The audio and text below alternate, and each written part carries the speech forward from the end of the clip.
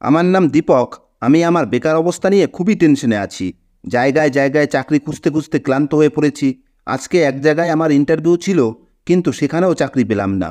প্রচণ্ড গরমে কপালের ঘাম মুছলাম আর গভীর নিঃশ্বাস নিয়ে ভাবলাম, আজকে যেন সূর্য চারিদিকে আগুন লাগিয়ে দিয়েছে। মনে হচ্ছে সূর্যদেবও আমার পরীক্ষা করছেন। আগে থেকেই চাকরির টেনশনে ছিলাম, আর আজকের এত গরম মাথা খারাপ করে দিল। আমি আমার হাতে ধরা ফাইল মাথার উপরে নিয়ে নিজেকে সূর্যর হাত থেকে বাঁচানোর চেষ্টা করলাম।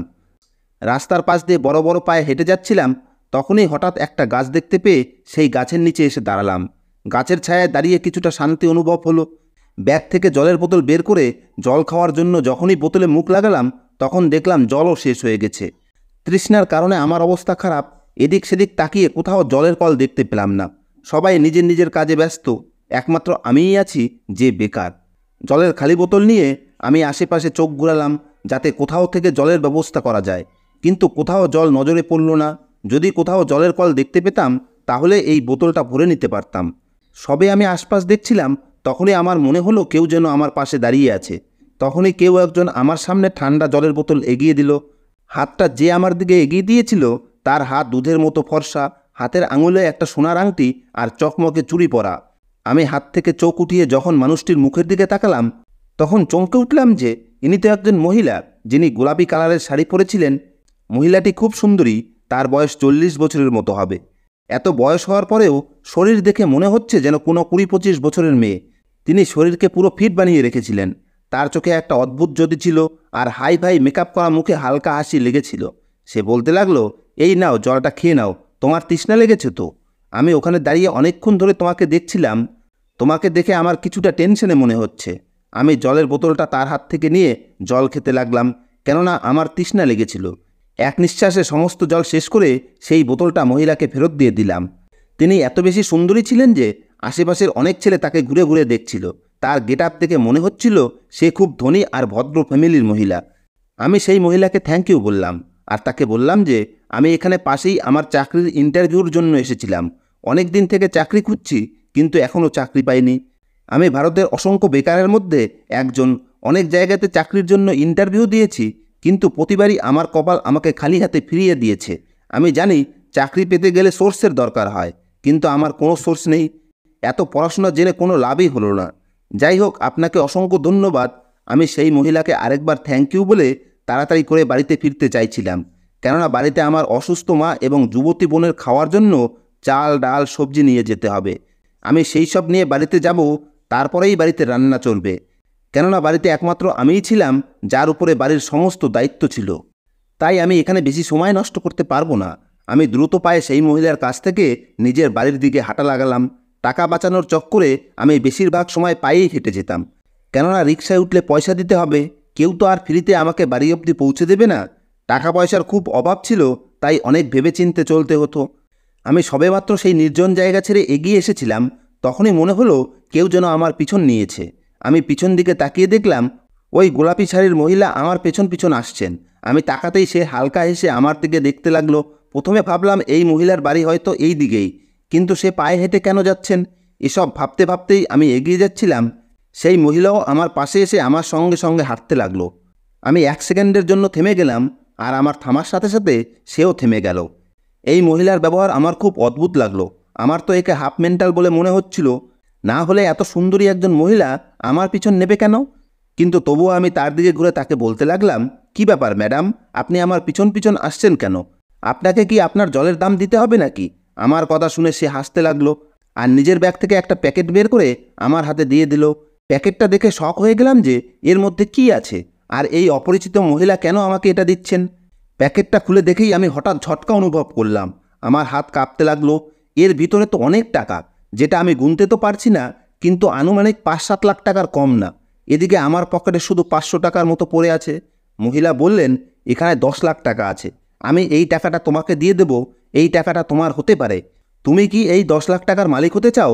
মহিলাটির কথা শুনে আমি অবাক হয়ে গেলাম। ইনি আমাকে কোন কাজের জন্য 10 লাখ টাকা দিচ্ছেন? আমি জিজ্ঞেস করলাম, আপনি এই 10 লাখ টাকা আমাকে কেন দিতে চান? আমি তো আপনাকে চিনিও না। না, আমি আপনার কোনো কাজ করেছি। তাহলে আপনি কেন এত টাকা আমাকে দিতে চাইছেন? ম্যাডাম, আপনি কি আমাকে বোকা বানাচ্ছেন? সেই মহিলা আবার আমার দিকে তাকিয়ে বললেন, তোমাকে একটা কথা বলতে চাই, কিন্তু এখানে না। চলো সামনে কোথাও বসে ধীরে সুস্থে কথাবার্তা বলি। সেই মহিলা আমার আগে আগে চলছিল আর আমি তার পিছনে পিছনে। আমার মনে যেন খুশির ডানা মেলেছিল। আমি তো 10 লাখ টাকার জন্য সব কিছু করতে রাজি। এই 10 লাখ টাকা আমার মতো গরিবের জন্য কম টাকা নয়। এই 10 লাখ টাকা পেলে আমি তো নিজের কোনো ব্যবসাও করতে পারবো। কিন্তু আমার মনে অনেক প্রশ্ন উঁকি মারছিল। এই মহিলা হাঁটতে হাঁটতে আমাকে একটা রেস্টুরেন্টে নিয়ে গেল। রেস্টুরেন্টের ভেতরে আসার পরে আমরা দুজনে এক কোণে বসলাম। তিনি ওয়েটারকে বলে কফির অর্ডার দিলেন। কিছু সময় পরেই তার ফোনে কারো ফোন এলো আর সে কথা বলার জন্য চলে গেল। সেই সময় আমি আশেপাশে তাকিয়ে রেস্টুরেন্টটিকে ভালোভাবে দেখছিলাম। এটা অনেক বড় রেস্টুরেন্ট আর এখানে ধনী লোকেরাই আসে। আমি তো কখনো এর পাশ দিয়েও যাইনি, কেননা আমার এত ক্ষমতা নেই। কিছু সময় পরেই সেই মহিলা এসে চেয়ারে বসে পড়ল। ওয়েটার কফি নিয়ে এসেছিল। তিনি আমাকে বললেন কফি খেতে খেতে কথা বলি। আমার মনে বারবার এই প্রশ্ন জেগে উঠেছিল, না জানি এই মহিলা আমাকে কি কথা বলবেন। সে আমাকে দিয়ে কোনো উল্টোপাল্টা কাজ করাবে না তো, যেটা আমি করতে পারবো না। আমি একটা সৎ ছেলে, সারা জীবন সৎভাবেই থেকেছি। আমি কখনো কোনো অন্যায় কাজের কাছেও যাইনি। কফি খেতে খেতে সে আমাকে যে কাজের কথা বলল সেটা শুনে আমার হুঁশ উড়ে গেল। কেননা তিনি বলতে লাগলেন, তোমাকে এক রাত আমার মেয়ের সাথে কাটাতে হবে। আমার মেয়ে ছেলেদের প্রতি খুবই ইন্টারেস্টেড। তোমার মতো যুবক ছেলের জন্য সে পাগল হয়ে থাকে। আগামীকাল আমার মেয়ের জন্মদিন, তাই আমি ওকে তোমার মতো যুবক আর স্মার্ট ছেলেকে ওকে গিফট করতে চাই। ওই মহিলা এত বেশি পাগলের মতো কথা বলছিল যে আমি তার কথা শুনে হতবাক হয়ে গেলাম। আমি কখনো স্বপ্নেও ভাবতে পারিনি যে এরকম একজন সুন্দরী মহিলা লিমিট ক্রস করে দেওয়ার মতো কথা বলতেও পারে। এ কেমন মা যে নিজের মেয়ের জন্য কোনো যুবক ছেলের বন্দোবস্ত করছে, যাতে সে সারা রাত তার মেয়ের ইজ্জতের সাথে খেলতে পারে। লজ্জায় আমি নিজের কান বন্ধ করে নিতে চাইছিলাম। আমি বললাম, ক্ষমা করবেন ম্যাডাম, আমি গরিব, কিন্তু এরকম জঘন্য কাজ করতে রাজি নই। এই কথা বলে আমি সেখান থেকে উঠে যেতে লাগলাম। তখনই সে আবার সেই প্যাকেট বের করলো যেটাতে 10 লাখ টাকা রাখা ছিল। সেটা আমার সামনে রেখে ফাঁকা করে সেই টাকাটা আমাকে দেখানোর চেষ্টা করতে লাগলো। তার এই কাজ আমাকে আবার সেখানে বসে পড়তে বাধ্য করে দিল। আমি নিজের জীবনকে শুধরাতে চাইতাম, কিন্তু আমি দূর দূর অবধি কোনো আশা দেখতে পাচ্ছিলাম না। এটা আমার কাছে একটা গোল্ডেন চান্স, যেটা অ্যাকসেপ্ট করে নিলে হয়তো আমার জীবন বদলে যাবে। আমি সেই মহিলার দিকে তাকালাম যে নিজের হাতে টাকাটা নাড়ছিল, আমাকে লোভ দেখাচ্ছিল আর বলল, ভেবে নাও, এটাতে তোমারই লাভ। এক রাতেরই তো ব্যাপার, আর এই এক রাতেই তোমার কপাল বদলে যেতে পারে। আমার তোমাকে অভাবী বলে মনে হলো, সেই কারণে ভাবলাম তোমাকে সাহায্য করি। না হলে আমার মেয়ের জন্য ছেলেদের কোনো অভাব হবে না। শুধু একটা রাত কাটানোর জন্য তুমি এত টাকা পাচ্ছ, তাহলে তোমার অসুবিধা কোথায়? নাকি তুমি এতটা সামর্থ্য না যে কোনো মেয়ের সাথে রাত কাটাতে পারো? এই কথা বলেই সে চুপ করে হাসতে লাগলো। আমি এদিকে খুব লজ্জায় পড়ে গেলাম। আমি ভাবছি যে আমি কি করব। এই মহিলার কথা মেনে নেব, নাকি এই মহিলাকে না করে দিয়ে বাড়ি চলে যাব। কিন্তু বাড়িতেও তো খুব অভাব, মা অসুস্থ। আমার মাথায় কিছুই আসছিল না যে আমি কি করব। একটা যুবতী বোনও আছে যাকে বিয়ে দিতে হবে। আমি ছাড়া বোন আর মায়ের কেউ নেই। আমাদের তেমন কিছু নেই। মা অনেক কষ্ট করে আমাকে পড়াশোনা শিখিয়েছেন, কিন্তু তবুও আমি বেকার। আমি তাড়াতাড়ি করে সিদ্ধান্ত নিয়ে সেই মহিলার কথাতে রাজি হয়ে গেলাম। সে হাসতে হাসতে বলল, আমি তোমার কাছ থেকে এটাই আশা করেছিলাম। এতে তোমারই লাভ। এরপরে সে আমাকে ওই 10 লাখ টাকার মধ্যে থেকে 1 লাখ টাকা দিয়ে বলল, এটা তোমার অ্যাডভান্স। যাও গিয়ে মজা করো, বাকি টাকা কাজ হওয়ার পরেই পেয়ে যাবে। আমি ওই 1 লাখ টাকা নিয়ে নিজের বাড়ির দিকে চলে এলাম। সেই মহিলা আমাকে নিজের মোবাইল নাম্বার আর বাড়ির অ্যাড্রেস দিয়ে দিল, আর বলে দিয়েছিল যে আমাকে কোন সময় তার বাড়িতে যেতে হবে। আমি সেখান থেকে ফেরার পথে বাজারে গেলাম, কেননা আমার ফিরতে অনেক দেরি হয়ে গেছে। আর মায়ের কিছু ওষুধ আর ফলমূল নিয়ে হোটেল থেকে খাবার কিনে নিয়ে বাড়িতে এলাম। সঙ্গে বাড়ির জন্য কিছু চাল ডাল তরিতরকারি আনলাম। আমার মা আমার হাতে এত জিনিস দেখে আর হোটেল থেকে আনা খাবার দেখে হতবাক হয়ে গেলেন, কেননা এর আগে আমি কখনো এত জিনিস নিয়ে বাড়িতে আসিনি। মা আর বোন আমাকে প্রশ্ন করতে লাগলো, তুই এত কিছু কিভাবে নিয়ে এলি? এত টাকা তোর কাছে কোথা থেকে এলো? সকালে তো তুই বলছিলি যে তোর কাছে টাকা নেই। হাত মুখ ধুতে ধুতে আমি মাকে বললাম যে, মা, আমি এক জায়গাতে চাকরি পেয়ে গেছি, তারাই আমাকে অ্যাডভান্স দিয়েছে। সেই টাকা দিয়েই আমি তোমাদের জন্য এই সমস্ত জিনিস নিয়ে এসেছি। আজকে রান্নার থেকে মুক্তি পেয়েছে বলে বোনকে খুব খুশি দেখাচ্ছিল, কেননা সেই বেচারা সব সময় ঘরের কাজ করতে থাকে। আমার মা আমার চাকরির কথা শুনে খুব খুশি হয়ে বললেন, ভগবান তোকে এইভাবেই সফল করুক। এরপরে আমরা তিনজনেই একসাথে বসে খাবার খেয়ে নিলাম। কিন্তু আমার ধ্যান এখনও সেই মহিলার দিকেই ছিল, যে তার মেয়ের সাথে এক রাত কাটানোর জন্য আমাকে 10 লাখ টাকা দেবে। এটা কি সত্যি, নাকি আমাকে বোকা বানালো? এখন যাই হোক, এটার সত্যতা তো কালকেই জানতে পারবো। আমি পরের দিন সকাল সকাল তৈরি হয়ে ঘর থেকে বেরোতে যাব। তখনই আমার মা জিজ্ঞেস করলেন যে আমি এত সেজেগুজে কোথায় যাচ্ছি। আমি মাকে বললাম, আমি কালকেই তো তোমাকে বলেছিলাম যে আমি চাকরি পেয়েছি, এখন সেখানেই যাচ্ছি। তুমি ভগবানের কাছে প্রার্থনা করো যাতে তোমার ছেলে সফল হতে পারে। যদি তোমার ছেলে সফল হতে পারে তাহলে আমাদের সকলের ভাগ্য বদলে যাবে। আমার মা এই কথা শুনে খুশি হয়ে গেল। আমি বাড়ি থেকে বেরিয়ে একটা অটোরিকশা ধরে সেই মহিলার বলা ঠিকানায় গেলাম। সেই মহিলার বাড়িতে পৌঁছে বাড়ি দেখে তো আমি হতভম্ব হয়ে গেলাম। আমি আবার নিজের কাছে থাকা অ্যাড্রেস দেখলাম, তারপরে আবার এই বাড়িটাকে দেখলাম। এটা কোনো বাড়ি নয়, বরং একটা রাজমহল। এত বড় আর সুন্দর বাড়ি প্রথমবার দেখছি, কিন্তু আমি এটা ভেবে অবাক হলাম যে এত ধনী মহিলা এত খারাপ কাজ কিভাবে করতে পারেন। বাড়ির বাইরে দাঁড়িয়ে তার দেওয়া নম্বরে কল করলাম। সে আমার কল রিসিভ করে জিজ্ঞেস করলো, তুমি কোথায়? আমি তাকে বললাম যে আমি আপনার বাড়ির বাইরে দাঁড়িয়ে আছি। আমার কথা শুনে সে শকড হয়ে বললেন, আরে তুমি বাইরে দাঁড়িয়ে আছো কেন? তাড়াতাড়ি করে ভেতরে এসো, আমি অনেকক্ষণ ধরে তোমার অপেক্ষা করছি। আমি ভয়ে ভয়ে সেই বাড়ির ভেতরে গেলাম, কারণ এরকম বাড়ি এর আগে আমি শুধুমাত্র সিনেমাতেই দেখেছি। বাড়ির ভেতরে ঢুকে দেখলাম সেই মহিলা সামনে রেডি হয়ে দাঁড়িয়ে আছেন। আজকে তো সে খুব ছোট ব্লাউজ পরেছিল, আর তার শাড়ির আঁচলও তার কাঁধের উপরে ছিল না। সেই মহিলা আমাকে বললেন, মনে রেখো, তুমি যদি আমার কাজ ঠিকভাবে না করো তাহলে তোমাকে আমি টাকা দেব না। যদি তোমাকে এই টাকা নিতে হয় তাহলে আমার কথা মতো কাজ করতে হবে। তারপরে তিনি আমাকে বসতে বললেন, আর চাকরানিকে ডাক দিয়ে বললেন, অতিথি এসেছে, এর জন্য চা বানিয়ে নিয়ে এসো। আমি খুব নার্ভাস ফিল করছিলাম। তখন ওই মহিলাটি বলতে লাগলেন, তোমাকে যে কাজের জন্য এখানে ডাকা হয়েছে সেটা রাতে শুরু হবে, ততক্ষণ এখানে বসে টিভি দেখে টাইম পাস করো। আমি টিভি এবং মোবাইল দেখে সারাদিন পার করে দিলাম। এখানে আমাকে কিছু সময় পর পর কিছু না কিছু খেতে দেওয়া হচ্ছিল। রাত হলে সেই মহিলাটি আমার কাছে এসে বলতে লাগলেন, তোমার অপেক্ষা শেষ হয়েছে, এখন তোমাকে আমার মেয়ের ঘরে যেতে হবে, সে তোমার অপেক্ষা করছে। আমার হৃদয়ের প্রতি বেড়ে গেল, কারণ আমিও তো একটা যুবক ছেলে, আর আমি ফিলিংসের উপর কতক্ষণ কন্ট্রোল করতে পারি। আমি মনে মনে ভাবছি, যতটা সুন্দরী এই মহিলা, এর মেয়েও নিশ্চয়ই ততটাই সুন্দরী হবে। আর যেখানে মা নিজেই নিজের মেয়ের ঘরে আমাকে পাঠাচ্ছে, সেখানে আমি কেন এই কাজের জন্য নিষেধ করব। আমি সেখান থেকে সিঁড়ি দিয়ে উঠতে উঠতে এই মহিলার মেয়ের ঘরের বাইরে এসে পড়লাম। ওর মা নিজেই ঘর খুলে দিল। আমার হৃদয় খুব জোরে জোরে ধুকধুক করছিল, আর আমি ঘরের ভেতরে পা রাখলে যে দৃশ্য আমার সামনে ভেসে উঠল তা দেখে আমার হুঁশ উড়িয়ে দিচ্ছিল। ঘরটাকে এমনভাবে সাজানো হয়েছিল যেন আজকে আমার বাসর রাত। একটা ভীষণ সুন্দরী মেয়ে বিছানায় শুয়েছিল। এত বেশি সুন্দরী মেয়ে আমি এর আগে কখনো দেখিনি। কিন্তু একটা অদ্ভুত ব্যাপার হলো যে মেয়েটা হয়তো ঘুমিয়েছিল অথবা বেহুশ হয়েছিল। আমি তাকে শুয়ে থাকতে দেখে তার মাকে প্রশ্ন করলাম যে, আপনার মেয়ে শুয়ে আছে কেন?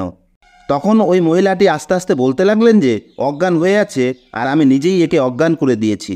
তোমাকে যেটা বলেছি তুমি শুধু সেটা করো, আর কাজ সম্পন্ন হয়ে গেলে তুমি তোমার টাকা নিয়ে চলে যেও। সেই মহিলাটি আমার কাঁধের উপরে হাত রেখে ঘর থেকে বেরিয়ে গেলেন, আর বাইরে থেকে দরজা বন্ধ করে দিলেন। আমি আস্তে আস্তে হাঁটতে হাঁটতে ওই মেয়েটার পাশে গিয়ে দাঁড়ালাম। মেয়েটা এত বেশি সুন্দরী যে তার মুখের উপর থেকে আমার চোখ সরছিল না। আমি তাকে দেখতেই থাকলাম আর নিজের উপরে কন্ট্রোল করার চেষ্টা করতে লাগলাম। তারপরে যে কাজের জন্য আমাকে টাকা দেওয়া হতো আমি সেই কাজের দিকে ধ্যান দিলাম। এই ঘরে আমার প্রায় 2 ঘন্টা কেটে গেছে, আর এই মেয়েটা আমার হৃদয় চুরি করে নিয়েছে। আমি ঘরের জানালা দিয়ে বাইরে তাকিয়ে দেখলাম মেয়েটার মা না জানি কোন চিন্তায় হাঁটাহাঁটি করছিলেন। হয়তো তিনি আমারই অপেক্ষা করছিলেন। আমি নিজের জামার বোতাম লাগাতে লাগাতে সিঁড়ি দিয়ে নেমে সেই মহিলার পাশে গিয়ে দাঁড়ালাম। তিনি ভালো করে আমার দিকে দেখতে লাগলেন। আমি মুখে হালকা হাসি নিয়ে তাকে বললাম, ম্যাডাম, আপনার কাজ হয়ে গেছে। এ কথা শুনেই তার মুখে হাসি ফুটে উঠল। সে বলতে লাগলো, আমার মেয়ে জেগে ওঠেনি তো? কোনো রিয়্যাক্ট করেনি তো? তোমাকে বিরক্ত করার চেষ্টা করেনি তো?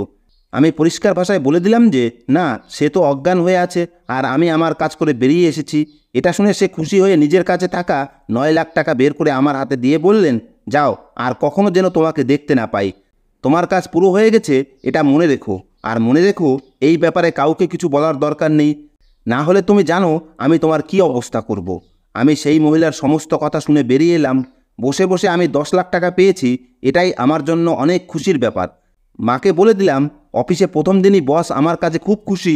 এখন আমাদের জীবন থেকে অভাব দূর হয়ে যাবে। সবেমাত্র রাত হয়েছিল যখন দ্বিতীয়বার আবার ওই মহিলার কল এলো। আমি ফোন উঠানোর সঙ্গে সঙ্গে সে বলতে লাগলো, আমি তোমার কাজে খুব খুশি। তুমি আমার মনের বাসনা আজকে পূরণ করে দিয়েছো। আমি জানতাম না যে তুমি আমার কাজ এত ভালোভাবে পূরণ করতে পারবে। তোমার কাজ আমার খুব পছন্দ হয়েছে। যদি তোমার আরও টাকার দরকার থাকে তাহলে আমাকে বলে দিও, আমি তোমাকে টাকা পাঠিয়ে দেব। আমি তো ভেবেছিলাম তুমি আমার কাজ ঠিকভাবে করবে না, কিন্তু যে অবস্থা আমার মেয়ের হয়েছে তাতে তুমি আমার কাজ অনেক সহজ করে দিয়েছো। মহিলার এই সমস্ত কথা শুনে আমি ফোন কেটে দিলাম। আমি নিজের ফোন উঠিয়ে একটা ভিডিও দেখলাম। কত সুন্দর হয়েছে ভিডিওটা, যেটা আমি ওই মহিলার ঘরে রেকর্ড করেছিলাম।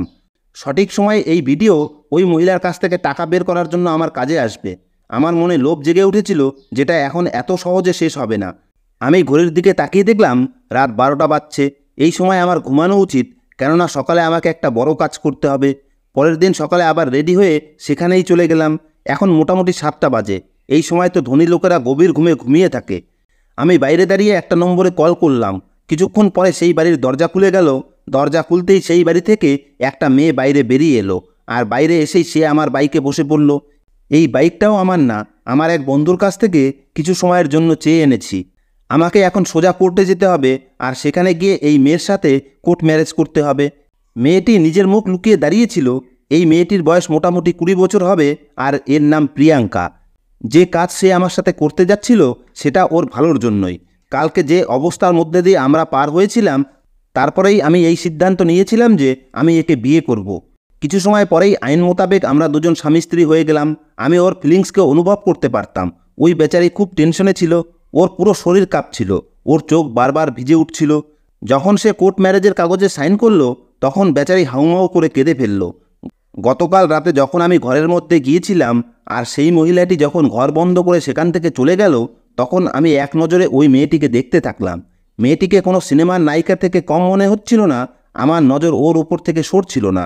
আমি কেন, যে কোনো ছেলেই ফায়দা উঠানোর জন্য তৈরি হয়ে যেত, কিন্তু মেয়েটির মুখে একটা অদ্ভুত সরলতা লক্ষ্য করলাম। ওর এই সরলতা দেখে আমার মন আমাকে এই খারাপ কাজ করা থেকে বিরত করছিল। কিন্তু আমিও বাধ্য ছিলাম। আমার টাকার খুব দরকার। আমি কনফিউজড হয়ে ঘরের মধ্যে এদিক ওদিক হাঁটাহাঁটি করছিলাম, আর ভাবছিলাম যে ভগবান, আমাকে এমন কোনো রাস্তা দেখিয়ে দাও যাতে আমি খারাপ কিছু না করেও ওই টাকাটা পেয়ে যাই। সবেমাত্র আমি এইসবই ভাবছিলাম, তখনই টেবিলের উপরে একটা ডায়েরি দেখতে পেলাম। আমি ডায়েরি খুললাম আর পড়ার জন্য বসে গেলাম। এই ডায়েরিতে মেয়েটির পুরো জীবন কাহিনী লেখা ছিল। ওই ডায়েরিতে লেখা ছিল যে এই মহিলা আমার সৎমা, যে সবার কাছে বলে বেড়াতো যে আমি পাগল, আর সবার সামনে আমাকে পাগল প্রমাণ করে এই বাড়ি থেকে বের করে দিতে চাইতো। আমি আমার সৎ মায়ের কাজে খুব বিরক্ত হয়ে গেছিলাম। আমি বাঁচতে চাই না, কেননা আমি এই রকম জীবন কাটাতে পারবো না, যেখানে আমার নিজের বাবাই আমাকে বিশ্বাস করে না। এই মহিলা সব সময় আমাকে আমার বাবার চোখে ছোট করার জন্য রেডি হয়ে থাকে। ফলে আমার বাবাও আমার উপরে বিরক্ত হতে লাগলো। তার কারণে বাবাও আমাকে পাগল ভাবতে লাগলো। কিন্তু আমি পাগল না, একদম ঠিক আছি। এই মহিলা আমাকে বাড়ি থেকে বের করে দিয়ে আমার ভাগের সম্পত্তি নিজের নামে করতে চায়। আরও অনেক কিছু ডায়েরিতে লেখা ছিল, যেটা পড়ে আমার মন বদলে যায়। এই মেয়েটি লিখেছিল যে আমার সৎমা আমার সাথে অনেক কিছু খারাপ করে ফেলেছে। এখন আমার ভেতরে সহ্য করার ক্ষমতা শেষ হয়ে গেছে। এরপরে সে যদি আমার সাথে আর কিছু খারাপ করার চেষ্টা করে, আমার বাবার চোখে আমাকে খারাপ প্রমাণ করে, তাহলে আমি সুইসাইড করব। ওই মেয়েটার লেখায় তার কষ্ট ফুটে উঠেছিল। এদিকে ওর সৎমা আমাকে কাজ দিয়েছিল যে আমি যেন ওর সাথে এক রাত কাটাই। আমি বুঝে গেছি যে ওর সৎমা এইসব করে ওকে বদনাম করতে চায়, যাতে ও ওর বাবার চোখে ছোট হয়ে যায়, আর ওর বাবা বিরক্ত হয়ে ওকে নিজের সম্পত্তি থেকে বের করে দেয়। যদিও আমি ওই মহিলার কাজ করতে তৈরি হয়ে গিয়েছিলাম, কিন্তু আমার মনুষ্যত্ব আমাকে এই কাজ করা থেকে বিরত রাখে। এখন আমি বুঝে গেছি যে যদি এই মেয়েটির সাথে আর খারাপ কিছু হয়, তাহলে মেয়েটা নিজের জীবন দিয়ে দেবে, আর আমি একটা নিষ্পাপ মেয়ের জীবন আমার কারণে নষ্ট হতে দিতে পারি না। যদি ওর হুঁশ থাকতো আর ও নিজের মর্জির সাথে এইসব করতে চাইতো, তবুও হয়তো আমার মনুষ্যত্ব আমাকে ওর সাথে এইসব করা থেকে বিরত রাখতো। কিন্তু ও তো কিছু জানেই না। ও তো অজ্ঞান হয়ে পড়ে আছে। যেভাবেই হোক না কেন, ওর মা ওকে অজ্ঞান করে দিয়েছে, যাতে যতক্ষণে ওর জ্ঞান ফিরবে ততক্ষণে ওর ইজ্জত নষ্ট হয়ে যায়। ওই মহিলা কিভাবে এসব ভাবতে পারল? যেমনই হোক, সে তো তার মা ছিল। তারপরেও একটা মেয়ে হয়ে অন্য মেয়ের ইজ্জত নষ্ট করার কথা কিভাবে ভাবতে পারল? আমি মেয়েটার সাথে খারাপ কিছু না করার সিদ্ধান্ত নিলাম। তারপরে আমি মেয়েটিকে জাগানোর চেষ্টা করতে শুরু করলাম, কিন্তু ও কোনো মতেই উঠছিল না। অনেকক্ষণ ধরে বারবার ডাকার কারণে ওর হুঁশ ফিরে আসে। কিছুক্ষণ পরে যখন ওর জ্ঞান ফিরল, ও ঘরের চতুর্দিকে দেখতে লাগলো। তারপরে আমাকে দেখে ঘাবড়ে গেল, আর কান্না করতে করতে বলতে লাগলো, তুমি কে, আর আমার ঘরের মধ্যে কি করছো? ও চিৎকার করে আমার থেকে দূরে সরে গেল। আমি ওকে সান্ত্বনা দিয়ে বললাম, তোমার ভয় পাওয়ার দরকার নেই, আমি তোমাকে সব কিছু বলছি। তারপরে আমি তাকে সব কিছু বলে দিলাম, যা কিছু ওর মা আমাকে ওর সাথে করতে বলেছিল, আর বদলে আমাকে 10 লাখ দেওয়ার কথা দিয়েছিল। এটা শুনে ও নিজের কানকেই বিশ্বাস করতে পারছিল না। এরপরে ও নিজের হাতে নিজের মুখ লুকিয়ে হাউমাউ করে কাঁদতে কাঁদতে বলতে লাগলো, আমি জানতাম আমার সৎমা খুবই জঘন্য মহিলা, কিন্তু আমি ভাবতেও পারিনি যে তিনি একটা মেয়ে হয়ে এই সব করতে পারেন। সত্যি, সৎমা সতই হয়, সে কখনো নিজের মা হতে পারে না। ও আমাকে নিজের ব্যাপারে বলতে লাগলো। ওর 10 বছর বয়সেই ওর মা একটা অসুখে মারা যায়। আমি আমার বাবার একমাত্র মেয়ে। আমার বাবা মা আমাকে নিজেদের জীবনের থেকেও বেশি ভালোবাসতো। আমার বাবা আমার জন্মের পরেই এই বাংলো আমার নামে করে দিয়েছিল। আমার মা আমাদের ছেড়ে এই দুনিয়া থেকে চলে গেলে আমার বাবা মায়ের মৃত্যুতে এত দুঃখ পেয়েছিল যে তিনি নিজের ব্যবসার দিকেও কোনো ধ্যান দিতেন না। আমার বাবাকে আত্মীয় স্বজনরা বুঝালো যে তুমি দ্বিতীয় বিয়ে করে নাও। যখন আমার বয়স 15 বছর তখন আমার বাবার বিয়ে আমার এই সৎ মায়ের সাথে হয়। ইনি আমার বাবার বন্ধুর বোন আর ডিভোর্সিও ছিল। আমার বাবা মনে করতো যে এই মহিলা বাবা আর আমার খেয়াল রাখবে। আমারও বাবার দ্বিতীয় বিয়ে নিয়ে কোনো অভিযোগ ছিল না, কেননা আমি ভাবতাম এইভাবে বাবার একাকিত্ব কাটবে আর আমিও মায়ের ভালোবাসা পাবো। কিন্তু এই মহিলা বাড়িতে আসার পর থেকে আমার বিরুদ্ধে একের পর এক চাল চালতে লাগলো, কেননা এই মহিলা ভালোভাবেই জানতো যে এই বাংলো আমার নামে। আমার বাবা অনেক টাকা ইনকাম করতেন, কেননা তিনি দ্বিতীয় বিয়ে করার পরে নিজের বিজনেসের উপর আবার ধ্যান দিতে শুরু করেন। আমি তাকে নিজের মা ভেবে তার কাছে যেতাম, কিন্তু এই মহিলা প্রতিবারই আমাকে উল্টোপাল্টা কথা শুনিয়ে দিত, কিন্তু বাবার সামনে এমন ভাব করত যেন আমাকে খুব ভালোবাসে। কিন্তু তার অবর্তমানে আমার উপর অত্যাচার করত, আমাকে ঠিক মতো খেতে দিত না। আমি খুব টেনশনে থাকতে লাগলাম। এভাবেই আমার বয়স 18 বছর হয়ে গেল। আর এই মহিলা আমার উপরে মিথ্যা অভিযোগ করে করে বাবাকে আমার বিরুদ্ধে করে দিল। কখনো কখনো বাবা আমার কথা মেনে নিত, কিন্তু কখনো কখনো এই মহিলার কারণে আমার উপরে রেগে যেত। এই মহিলা আমার নামে এমন অদ্ভুত অদ্ভুত কথা আমার বাবাকে বলতো যে বাবা আমাকে পাগল ভাবতে শুরু করে দিল আর আমাকে ঘরের মধ্যেই থাকতে বলে দিল। আমি গত 2 বছর ধরে এই ঘরের মধ্যেই বন্ধ হয়ে আছি। আমার মা চাইতো আমার বাবা যেন আমার থেকে আমার সম্পত্তি ফেরত নিয়ে নেয়, কিন্তু হয়তো বাবার মাথায় এখনও এরকম কোনো চিন্তা আসেনি। সে আমাকে পাগল প্রমাণ করে এই বাড়ি থেকে বের করে দিতে চাইতো। এই কারণেই তো ওই মহিলা এই চাল চেলেছিল। সে তোমাকে আমার ঘরে রাত কাটানোর জন্য পাঠিয়ে দিয়েছে। আমার পুরো বিশ্বাস এই ঘরের মধ্যে কোথাও না কোথাও ক্যামেরা লাগানো আছে, যাতে সে প্রমাণ জোগাড় করে আমার বাবাকে দেখাতে পারে, আর যাতে আমার বাবা আমাকে ধাক্কা দিয়ে এই বাড়ি থেকে বের করে দেয় আর ওই মহিলা এই বাড়িতে একা থাকতে পারে। মেয়েটা জোরে জোরে কান্না করতে করতে আরও বলতে লাগলো, এই দুনিয়াতে বাবা ছাড়া আমার কেউ নেই, কিন্তু এই মহিলা সেটাও আমার কাছ থেকে ছিনিয়ে নিতে চায়। আমি এইরকমভাবে বাঁচতে পারবো না, আমি মরে যেতে চাই। আমি তাকে আশ্বস্ত করে বললাম, তুমি চিন্তা করো না, আমি তোমার দুর্বলতার সুযোগ নেব না, আমি তোমাকে এই সমস্যা থেকে বের হতে সাহায্য করব। ও বলতে লাগলো, তুমি কিভাবে আমাকে সাহায্য করবে? আমি বললাম, আমি তোমাকে বিয়ে করব, আমার তোমার সম্পত্তিতে কোনো ইন্টারেস্ট নেই। তারপরে আমি ওকে আমার প্ল্যানের ব্যাপারে বললাম আর আমার জামার বোতাম লাগাতে লাগাতে নিচে নেমে এলাম। এরপরে আমি ওর মায়ের কাছ থেকে টাকা নিয়ে চলে এলাম। পরের দিন আমাদের প্ল্যান অনুযায়ী প্রিয়াঙ্কা নিজের মাকে কান্না করতে করতে বলল যে তার ইজ্জত নষ্ট হয়ে গেছে। এই কথা শুনেই তো ওই মহিলা আমাকে ফোন করে বলেছিল যে তুমি খুব ভালোভাবে আমার কাজ করেছো। আমি প্রিয়াঙ্কাকে আমার সাথে নিয়ে এসে আমরা দুজনে কোর্ট ম্যারেজ করে নিলাম। প্রিয়াঙ্কার বাবা 2 দিনের জন্য আমেরিকা গিয়েছিল। 2 দিন পরে প্রিয়াঙ্কার বাবা বাড়িতে এলে তার মা তাকে বলেছে যে তোমার মেয়ে কারোর সাথে নিজের মুখ কালো করে নিয়েছে, এখন তাড়াতাড়ি করে একে ধাক্কা দিয়ে এই বাড়ি থেকে বের করে দাও। প্রিয়াঙ্কার মা ওই ঘরে লাগানো ক্যামেরার রেকর্ডিং তাকে দেখাতে চাইল, কিন্তু সেই রেকর্ডিং চললই না, কেননা আমি ক্যামেরার তার ডিসকানেক্ট করে দিয়েছিলাম। তাই ওর ভেতরে কিছু রেকর্ডিং হয়নি, কেননা প্রিয়াঙ্কা আমাকে বলে দিয়েছিল যে এই ঘরের মধ্যে নিশ্চয়ই ক্যামেরা লাগানো আছে, কেননা ওর মা প্রমাণ রাখতে চাইবে। কিন্তু আমার কাছে এমন একটা প্রমাণ আছে যা প্রিয়াঙ্কার সৎমাকে শেষ করে দেওয়ার জন্য যথেষ্ট। আমি প্রিয়াঙ্কার বাবার বাড়িতে পৌঁছানোর আগেই তাকে তার স্ত্রীর কল রেকর্ডিং পাঠিয়ে দিয়েছিলাম, যখন ফোন করে ওর মা বলেছিল যে তুমি আমার মেয়ের সাথে খুব ভালো কাজ করেছো, আমি এরকমই চাইতাম যাতে আমার মেয়ের জীবন শেষ হয়ে যায়। এখন মেয়ে হাউমাউ করে কান্না করছে, যাক তুমি খুব ভালো করেছো, যদি তোমার টাকা পয়সার দরকার হয় তাহলে আমার কাছ থেকে চেয়ে নিও। এই পুরো কথা আমি আমার মোবাইলে রেকর্ডিং করে নিয়েছিলাম আর ওই রেকর্ডিং প্রিয়াঙ্কার বাবাকে সেন্ড করে দিয়েছি। আজকে প্রিয়াঙ্কার বাবা মেয়ের উপরে হাত উঠানোর পরিবর্তে তার স্ত্রীর উপরে হাত উঠালো আর তাকে ওই রেকর্ডিং শোনালো। প্রিয়াঙ্কার মা এটা আশা করেনি যে তার বিছানো জালে তিনি নিজেই জড়িয়ে যাবেন। প্রিয়াঙ্কাও সব কিছু সত্যি বলে দিয়েছিল আর তার বাবাকে বলেছিল যে ও আমাকে বিয়ে করে নিয়েছে। আমিও সেই সময় পৌঁছে গেছিলাম। আমি বললাম, এই মহিলা আমাকে এই খারাপ কাজের জন্য 10 লাখ টাকা দিয়েছিল। সত্যিই আমার মনে লোভ জেগেছিল, কিন্তু আমি তবুও কোনো মেয়ের ইজ্জত নষ্ট করতে পারতাম না। আমার এই সততাতে খুশি হয়ে প্রিয়াঙ্কার বাবা আমার আর প্রিয়াঙ্কার বিয়ে ধুমধাম করে দিলেন আর তার দ্বিতীয় স্ত্রীকে ডিভোর্স দিয়ে বাড়ি থেকে বের করে দিলেন। আমার মা বোনেরও এই ব্যাপারে কোনো আপত্তি ছিল না, কেননা প্রিয়াঙ্কা সুন্দরী, সংস্কারী আর ধনী পিতার একমাত্র মেয়ে ছিল। আমার বিবাহিত জীবন প্রিয়াঙ্কার সাথে খুব সুন্দরভাবে কাটছে। আমি আর প্রিয়াঙ্কা একে অপরকে নিজেদের জীবনের চেয়েও বেশি ভালোবাসি। ধন্যবাদ বন্ধুরা।